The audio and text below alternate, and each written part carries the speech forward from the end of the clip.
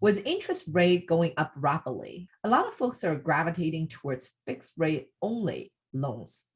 Is fixed rate only loans always better? Not always. Today in our video, we're going to be going into different elements of fixed rate loan and floating rate loans for commercial apartment investing.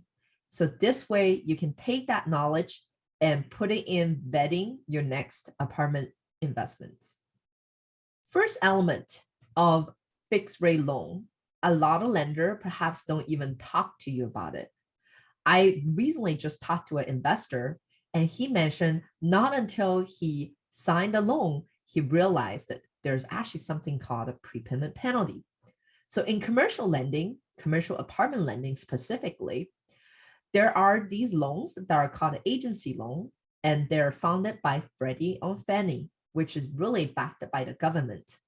So when you're getting these loans, it's great. You don't actually have to take your personal asset to be a collateral for these loans. So when the building doesn't perform, all they do is take away the buildings and it is not going to make you bankrupt. These loans also offer fixed rate. It's great, right?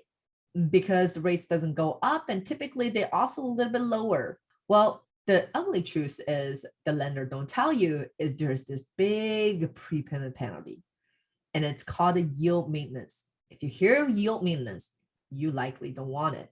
Unless if you're going to hold that property for very, very long time, like 10 years, 7 years for the full loan amount. What is yield maintenance penalty? Well, yield maintenance penalty, if you think about these loans, who are actually really funding them? There are investors behind these loans, right? So if the interest rate is going down and you said, okay, you know what, interest rate gone down, I'm going to refinance this. But the investors are expecting certain amount of returns from these loans. So you made the loan when the interest rate was higher. Now the interest rate is lower. How are they going to make up their investment goals? Well, that's where the yield maintenance comes in. And then basically what it is, it's a very complicated calculation. Every day it changes. It's a combination of the current rate and the rate that you had the loan for, and also how many more years of the loan is remaining. But really simply put, is basically in order to exit the loan, you have to pay the penalty so you're made investor whole. So as such, if the interest rate is going down, when you're exiting these loans, you're going to face a bigger prepayment penalties to make up for that loss on the loan side of the investors. Now, a bridge loan is created typically with a floating rate. So it fluctuates as the rate in the market goes. But a bridge loan is typically intended for a shorter term execution, usually 3 to 5 years. And so the way that they structured it, it's basically creating a delta on top of the base rate, which often is determined by the feds. And so it kind of goes up with the Fed rate hike and etc. So you will say, well, it's not that great. Well, but a bridge loan typically is designed to help developers or syndicators or investors to do their value add strategies, add value to their apartment, renovating it during that first 2-3 years period, and then be able to exit that through a permanent loan debt, a fixed rate loan. So as such, it's designed for exiting, for rapid selling. So therefore, typically they're not coming with a prepayment penalty. So when you add this all together, last 10 years of economics, and when we did some studies around that, floating rate bridge loan combined with value add strategy often fared a lot better than having a fixed loan. Unfortunately, we didn't know that ourselves before. So there were like 20% of investor return that could be made, but instead we have to exit some deals with some prepayment penalties. Second part of it to consider is the spread. What is the spread? The spread is basically the delta between two rates. What is the two rates? Well, so when Fed is announcing hike on the rates, the lenders that's out there, because lender needs to make money too, right? So the lender that's out there is also looking at how they can make money and making sure when they buy the loan and when they sell it to you, they're still making the margin. So guess what? If it's a fixed rate loan and the rate's going to go up and up and up, and they have to budget in a bigger spread so they can still protect their earnings. What do? They increase the spread for fixed loan debt. And also fixed loan debt now all of a sudden become the hot commodity, supply and demand, so they can charge a little bit more on the spread. So as a result, if we look at the past couple months of performance, the agency debt, our fixed rate loan has went up 150 points. And the SOFR only went up 30 to 40 points. So as you can see, it's not quite linear. And so the decision now becomes to, well, are you going to overpay the spread so it's a fixed loan?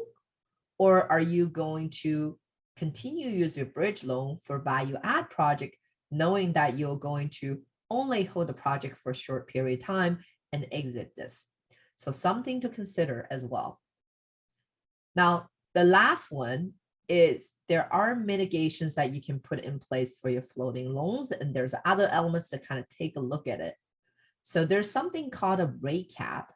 Rate cap is something that the bridge loan lenders often require you to do, but it's really not significant. What is a rate cap? It is basically an insurance that you purchase so that you're capping your rate at a certain delta. So for example, the rates will only go up 2%. Beyond 2%, I start receiving money from my insurance to make up for that rate difference. That is what a rate cap is. Now, of course, during the environment where future rates are likely to go up, when Fed is going crazy on announcement of increasing the rate, your rate cap is going to be astronomical to purchase. The key here is going back, actually predicting that rate potentially will come and purchase a cheap rate cap when there's economic to do so. In fact, last year's, we have purchased some of the rate cap on our floating loans at 25 base point, that's 0.25%. So we are actually receiving some cash flows from that particular insurance and decision. Lastly, in order to decide what kind of loan you should get, there's never a one rule that fits all. So you should always look at your strategy of the property and then decide what kind of loan is the best fit for that. Now, if you're planning on holding your asset for a very, very long time, a fixed rate loan, a long-term debt is obviously the way to go. Now, the tricky part is if you're going to plan on holding a deal for a short period of time and doing a rapid, like a big value add deal, then you know you're going to have to exit the property in the short period of time. Perhaps at that point, a bridge loan is a better fit, considering the time of holding, the scope of work, how likely you're going to be going beyond that timeline, what is the market changes, and perhaps the bridge loan will fare a little bit better for your strategy over there. Also, lastly, don't forget, it's not just a loan, it's about cash management. So if you have saved all these spreads, rate cap, etc., and actually save the cash reserve for that, then you can also use your cash reserves to go through a down period of time. Use that to combat the rising interest rate, because at the end of the day, the interest rate increases really affects your bottom line in terms of cash flow. But if you have a lot of cash reserves, you can use that to write out the loan. So the key takeaway from this video is, as an active investor, you should be paying attention to all these type of different loans. Does it align with your strategy? As a passive investor to apartment syndication, you should be asking your general partners, what kind of loan are they getting? How is it tied into their strategy? And what is the prepayment penalties? If you like this video, please click on like or subscribe to our channel.